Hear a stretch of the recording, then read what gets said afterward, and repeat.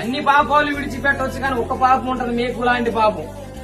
ఆ ఒక్క మేకును ఆధారం చేసుకుని సాతానుగాడు నీలోకి వస్తా వస్తా ఉంటాడు. అసహ్యమైన కార్యాలు నీ చేత చేయిస్తా ఉంటాడు. నువ్వు తట్టుకోలేనటువంటి, నువ్వు చేయకూడని వాటిని కూడా నీ చేత చేయిస్తాడు వాడు. ఏంటి అంటే అది ఉన్న ఒక్క పాపాన్ని ఆధారం చేసుకుని వస్తాను. నేను అన్ని పర్ఫెక్ట్ గానీ ఒక ప్యాకెట్ మాత్రం వదలలేకపోతాను. అన్ని పర్ఫెక్ట్ గానీ కాస్తంత ముందు మాత్రం మానలేకపోతాను.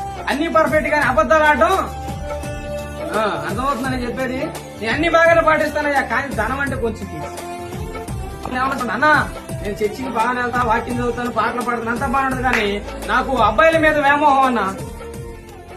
అబ్బాయిలేమో ఆ ఒక్కటే కదన్నా అంటే ఆ ఒక్కటే ఆధారం చేసుకున్న పిచ్చోడా పిచ్చిదానే. ఆ ఒక్కటే వాడికి దొరికేది.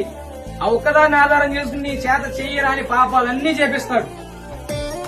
అందుకే చెబుతాడు అన్ని విషయాల్లో మనం పర్ఫెక్ట్ గా ఉంటేనే దేవుడి ఇష్టానుసారంగా మనం ఉంటాం.